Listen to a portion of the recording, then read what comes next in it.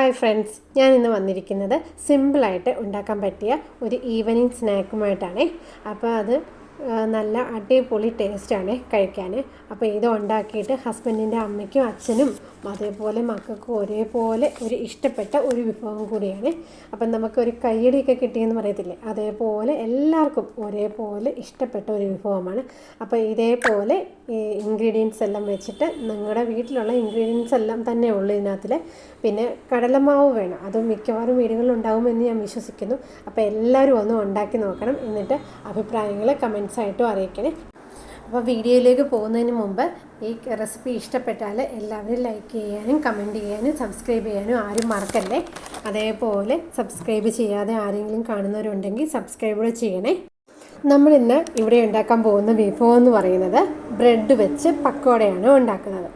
അപ്പം ഞാൻ ഇതേപോലത്തെ ഒരു കവറ് ബ്രെഡ് വാങ്ങിച്ചിട്ടുണ്ട്.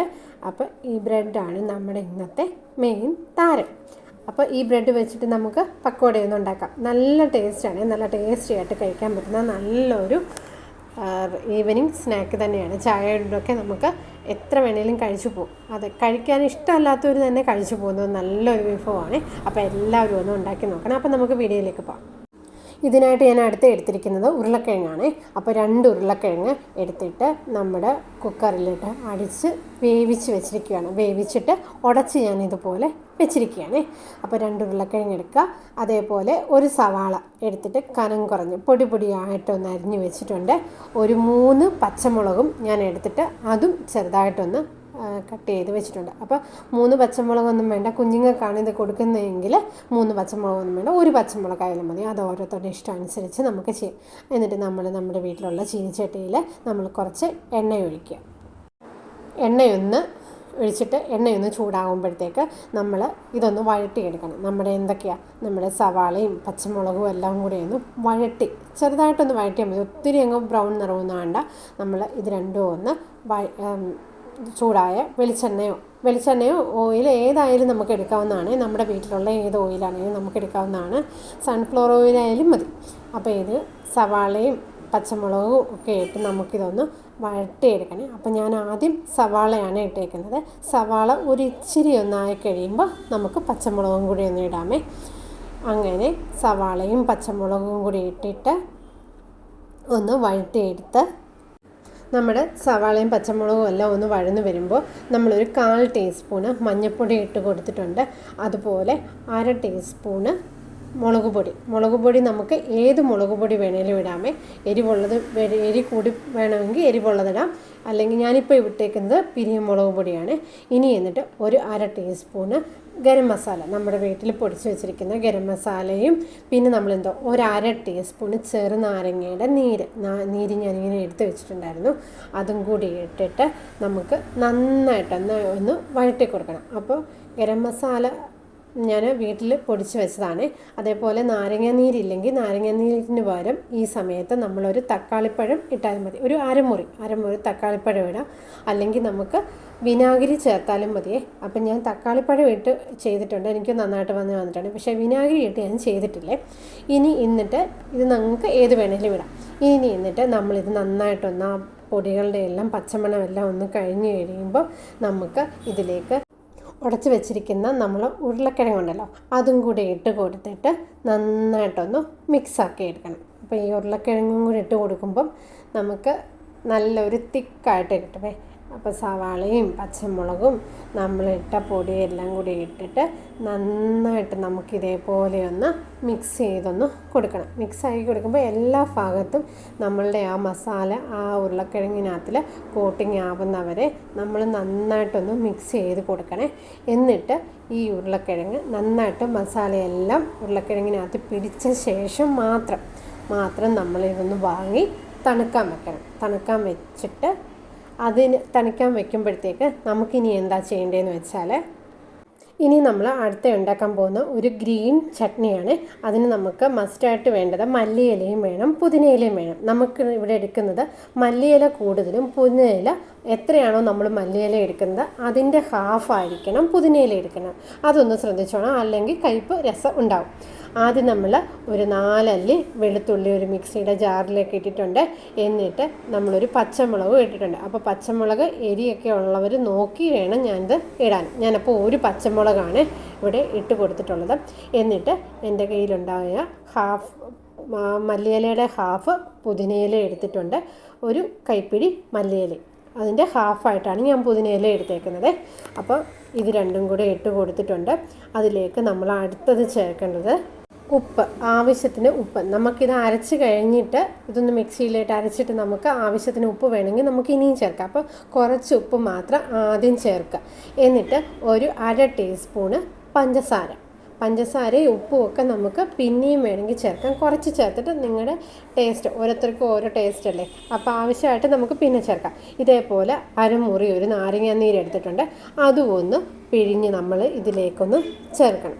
ഇതൊക്കെ നമ്മുടെ ഇഷ്ടത്തിനനുസരിച്ച്. അപ്പം ഇത് കൂട്ടിക്കഴിഞ്ഞിട്ട് ഇപ്പോൾ ഇത് നമ്മളിപ്പോൾ മിക്സിയിലിട്ടിട്ട് അരച്ചിട്ട് നമ്മൾ നോക്കണം ഇതിനകത്ത് പുളി വേണോ അതോ പുളി ഇനിയും കൂടുതൽ വേണോ അതോ എരിവ് വേണോ ഉപ്പ് വേണോ എല്ലാം ഒന്ന് നോക്കിയിട്ട് നമുക്ക് പിന്നെ ആഡ് ചെയ്ത് കൊടുക്കാം. എന്നിട്ട് ഇത് വെച്ചിട്ട് നമുക്ക് നന്നായിട്ട് ഫൈൻ പേസ്റ്റായിട്ടൊന്ന് അരച്ചു കൊടുക്കണം. അപ്പോൾ ഇപ്പോൾ എനിക്കിത് അരച്ചെടുത്തപ്പം എൻ്റെ അളവിൽ കറക്റ്റായിട്ടുണ്ട്. പക്ഷേ കുറച്ച് ഉപ്പും വേണമായിരുന്നു, അതും കൂടി ഇട്ടിട്ട് ഞാനൊന്ന് അരച്ചെടുത്തിട്ടുണ്ട്. ഉപ്പിൻ്റെ കുറവ് മാത്രമല്ല, ബാക്കിയെല്ലാം പെർഫെക്റ്റ് ആയിരുന്നേ. അതപ്പോൾ ഒന്ന് ശ്രദ്ധിക്കുക. ഇനി എന്നിട്ട് നമ്മൾ ഇതേപോലെ ഒരു പാത്രം എടുത്തിട്ട് നമ്മൾ ഇതിന് ഒരു ബാറ്റർ ഉണ്ടാക്കണം. അതിനു വേണ്ടി ഞാൻ എടുത്തേക്കുന്നത് കടലമാവാണ്. കടലമാവ് ഇതേപോലെ ഒരു പാക്കറ്റിൽ മൊത്തമൊന്നും വേണ്ട, നമുക്ക് എത്ര പക്കോടയാണോ ഉണ്ടാക്കുന്നത് അതനുസരിച്ച് ഞാനൊരു കപ്പ് കടലമാവ് എടുത്തിട്ടുണ്ട്. അതേപോലെ ആ ഒരു കപ്പിന് 1/4 കപ്പ് ഗോതമ്പ് പൊടി എടുത്തിട്ടുണ്ട്. 1 ടേബിൾ സ്പൂണ് നമ്മൾ അരിപ്പൊടി, അത് വറുത്തതോ വറുക്കാത്തതോ. ഞാനിപ്പോൾ എടുത്തേക്കുന്നത് നമ്മുടെ കവറിലെ ഇടിയപ്പപ്പൊടി ഉണ്ടല്ലോ, അതിൻ്റെ 1 ടേബിൾ സ്പൂൺ അരിപ്പൊടി എടുത്തിട്ടുണ്ട്. നമുക്ക് അതിനകത്ത് നമ്മളിതിലേക്ക് ഒരു 1/4 ടീസ്പൂൺ, 1/4 ടീസ്പൂൺ ഇല്ലെങ്കിലും സാരമില്ല, 1/4 ടീസ്പൂൺ കുറവായാലും കുഴപ്പമില്ല, മുളക് പൊടി ഇട്ട് കൊടുത്തിട്ടുണ്ട്. അതേപോലെ ഒരു 1/4 ടീസ്പൂൺ കണ്ടോ ഒരു പിഞ്ചളവിൽ മഞ്ഞൾപ്പൊടി ഇട്ട് കൊടുത്തിട്ടുണ്ട്. അതേപോലെ നമ്മുടെ കയ്യിൽ കായത്തിൻ്റെ പൊടി ഉണ്ടെങ്കിൽ കായപ്പൊടിയും കൂടി ഒന്ന് ഇട്ട് കൊടുക്കണേ. ഇതിന് ഈ കായമൊക്കെ ഇട്ട് കൊടുക്കുമ്പോൾ നല്ലൊരു ടേസ്റ്റാട്ടോ, ഒട്ടും ഒരു റോ ടേസ്റ്റ് ഒന്നും ഉണ്ടാകത്തില്ല. നമ്മൾ ഇതേപോലെയുള്ള കായത്തിൻ്റെ പൊടി ഒരു നുള്ളാണ് ഞാൻ ഇട്ട് കൊടുത്തേക്കുന്നത്. എന്നിട്ട് ഇത് നന്നായിട്ടൊന്ന് മിക്സ് ചെയ്ത് വെള്ളം ഒഴിച്ചിട്ട് നമ്മൾ നല്ല ഒരു ബാറ്ററാക്കി എടുക്കണം. അപ്പം നമുക്ക് ഇതിനകത്തിൽ ആവശ്യമായിട്ട് ഇതിൻ്റെ ഒത്തിരി ഇതെന്ന് വെച്ചാൽ നമ്മൾ ബ്രെഡ് മുക്കിയിട്ട് പൊരിക്കാനുള്ളതാണ്. അപ്പം അതിനനുസരിച്ച് കുറേശ്ശെ വെള്ളം ഒഴിച്ചിട്ട് നമുക്കിതൊന്ന് മിക്സാക്കി എടുക്കണം. അപ്പം മിക്സാക്കിയിട്ട് ഇത് ഞാൻ ഇതേപോലെ ഒന്ന് മിക്സാക്കുമ്പം നന്നായിട്ട് മിക്സാക്കണേ. ഒരു ഇച്ചിരി നേരം കുറേശ്ശെ വെള്ളം ഒഴിച്ചിട്ട് മിക്സാക്കണം. അങ്ങനെ മിക്സാക്കി ഞാൻ എടുത്തിട്ടുണ്ട്. അപ്പോൾ കണ്ടോ ഈ പരുവായപ്പോൾ ഇത് നമ്മളൊരു ഇഡലിമാവിൻ്റെയൊക്കെ പരുവായി. അപ്പോൾ അതിനെക്കാട്ടിലും ഒരു ഇച്ചിരി കൂടി നമുക്കിങ്ങനെ തവിക്ക് കോരി എടുക്കുമ്പം ഒന്ന് ലൂസായിട്ടുള്ള രീതിയിൽ ഞാനപ്പോൾ ഇങ്ങനെ ഒന്ന് കോരി കാണിക്കാമേ. കണ്ടോ ഈ രീതിയിൽ നമ്മളിങ്ങനെ കോരി ഒഴിക്കുമ്പോൾ ഇങ്ങനെ ഇരിക്കണം. ആ രീതിയിലാവുന്ന വരെ നമ്മൾ വെള്ളം ഒഴിച്ചിട്ട് നമ്മളിതേപോലെ ഒന്ന് എടുക്കണം. അപ്പോൾ നമ്മുടെ ബ്രെഡ് ഒത്തിരി കട്ടിയായി പോകത്തില്ല, നന്നായിട്ട് നമുക്ക് ബ്രെഡിൽ മുക്കിയെടുക്കാൻ പറ്റും. അതേ രീതിയിൽ നമ്മളൊന്ന് എടുക്കുക. ഇനി എടുക്കുന്ന പരിപാടി നമ്മൾ മൊത്തം ബ്രെഡില്ല, 2 ബ്രെഡ് ഞാനിതുപോലെ എടുത്ത് ഒരു പ്ലേറ്റിൽ വെച്ചിട്ടുണ്ട്. ഒരു ബ്രെഡിൽ നമ്മളുണ്ടാക്കിയ ചട്നി ഉണ്ടല്ലോ, പുതിനയിലയും മല്ലിയുടെയൊക്കെ ചട്നി, ഇതുപോലെ നമ്മളിങ്ങനെയൊന്ന് തേച്ച് കൊടുക്കുക. ഇനി എന്നിട്ട് നമ്മുടെ അടുത്ത ബ്രെഡിൽ എന്തോ ചെയ്യേണ്ടതെന്നറിയോ, ടൊമാറ്റോ സോസ്. അത് നമ്മളിങ്ങനെ മറ്റേ ബ്രെഡിലും കൂടെ ചെയ്ത് കൊടുക്കുക. ഇനി എന്നിട്ട് നമ്മൾ ആ പുതിനയിലയുടെ ചട്നി വെച്ച അതിലേക്ക് നമ്മൾ ഇതേപോലെ നമ്മുടെ ആ പൊട്ടറ്റോയുടെ ആ മസാല നമ്മൾ ഇതേപോലെ ഒന്ന് ചേർത്ത് കൊടുക്കുക. അപ്പം ഞാനിത് കൈ വെച്ച് അങ്ങ് ചേർത്ത് കൊടുക്കാൻ, നിങ്ങൾ ഒരു സ്പൂൺ വെച്ച് ചെയ്താൽ മതി. അപ്പോൾ ഇതേപോലെ കോട്ടിങ്ങായിട്ട് നമ്മളിതേപോലെ ആ ഉരുളക്കിഴങ്ങിൻ്റെ മസാലയും കൂടെ ചേർത്ത് വെച്ചിട്ട് നമ്മുടെ ആ ടൊമാറ്റോ സോസ് വെച്ച ആ ബ്രെഡും കൊണ്ട് ഇങ്ങനെ അടച്ചു കൊടുക്കുമ്പോൾ ഇതുപോലെ ഇരിക്കും. ഒന്ന് അമക്കി കൊടുത്തു കഴിഞ്ഞ് നമ്മുടെ അത് പ്രസ്സായിട്ടിരിക്കുക. ഇനി എന്നിട്ട് നമുക്കിത് മുറിക്കാം, ഈ ബ്രെഡ് മുറിക്കാം. നമുക്ക് ഏത് ഷേപ്പിൽ വേണേലും നമുക്ക് ഈ ബ്രെഡ് മുറിച്ചെടുക്കാം. അപ്പം ഞാൻ ഇതേപോലെ ഒരു കത്തി കൊണ്ട് നമ്മൾ ഇപ്പോൾ ഞാൻ ഇങ്ങനെ കോണോട് കോണ് ഞാൻ ഇങ്ങനെ മുറിച്ചെടുക്കുവാണ്. ഇങ്ങനെ തന്നെ മുറിക്കണമെന്നില്ല, ഏത് ഷേപ്പിൽ നിങ്ങൾക്ക് ഏത് ഷേപ്പിലാണ് വേണ്ടതെന്ന് വെച്ചാൽ മുറിക്കാം. ഇതിപ്പം ഈ ബ്രെഡ് തന്നെ 4ആയിട്ട് വേണേലും മുറിക്കാം, സ്ക്വയർ രൂപത്തിൽ 4ആയിട്ട് വേണേലും മുറിക്കാം. അത് ഓരോരുത്തരുടെ ഇഷ്ടം അനുസരിച്ച്, അപ്പോൾ ഓരോരുത്തർക്കും കഴിക്കേണ്ട രീതി അനുസരിച്ച് നമുക്ക്. അപ്പം ഞാൻ ഇതേപോലെ മുറിച്ചെടുക്കുന്നുണ്ട്. ഇനി എന്നിട്ട് അതിൻ്റെ നടുവേ ഒന്നും കൂടെ മുറിക്കുന്നുണ്ട്. അപ്പോൾ തന്നെ നമുക്ക് കണ്ടോ കോൺ ഷേപ്പിൽ 4 പീസസ് കിട്ടി. ഇതേപോലെ നമുക്ക് ചതുരത്തിലും വേണമെങ്കിൽ 4 പീസസ് കിട്ടുവേ. അപ്പോൾ ഇത് എളുപ്പമുണ്ട്, നമുക്ക് ഇങ്ങനെ എണ്ണയിലേക്ക് ഇടുമ്പോൾ പെട്ടെന്ന് നമുക്ക് ഫ്രൈ ആയി കിട്ടുകയും ചെയ്യും, കഴിക്കാനുമാണ് എളുപ്പം. അപ്പോൾ അത് 2 പീസസ്സായിട്ട് കട്ട് ചെയ്ത് കഴിക്കാവുന്നവർക്കുണ്ടെങ്കിൽ അത് 2 പീസായിട്ട് കട്ട് ചെയ്യുക, 4 പീസായിട്ട് കട്ട് ചെയ്യേണ്ടവർക്ക് 4 പീസായിട്ട് കട്ട് ചെയ്യുക. അത് ഓരോരുത്തരുടെ ഇഷ്ടം അനുസരിച്ച്.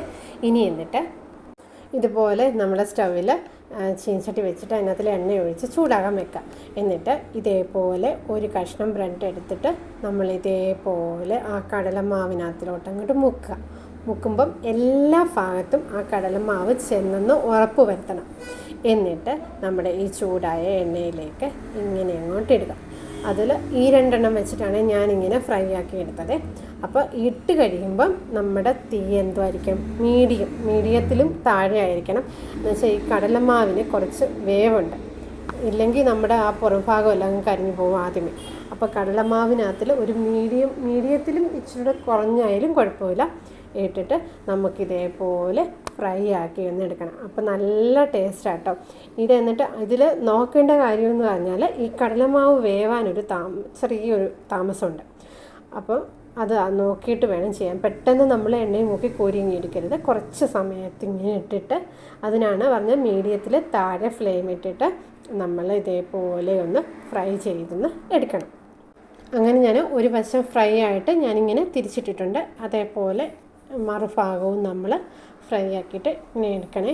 എന്നിട്ട് ഇത് ചൂടോടെ കഴിക്കാൻ പറ്റുമെങ്കിൽ ചൂടോടെ കഴിക്കണം. അപ്പോൾ എന്നിട്ട് നമുക്കിതിൻ്റെ കൂടെ ടൊമാറ്റോ സോസ് ഉപയോഗിച്ച് കഴിക്കാം, അല്ലെങ്കിൽ നമ്മുടെ ആ ചട്നി ബാക്കിയുണ്ടെങ്കിൽ ആ ചട്നി ഇട്ട് കഴിക്കാനും നല്ല ടേസ്റ്റാണ്. ഇത് രണ്ടും കൂടെ കൂട്ടി കഴിക്കാനും നല്ല ടേസ്റ്റാണ്. അപ്പം നമ്മൾ ഇതേപോലെ എല്ലാ ബ്രെഡും ഇതേപോലെ ഫ്രൈ ആക്കി എടുത്തിട്ടുണ്ട്.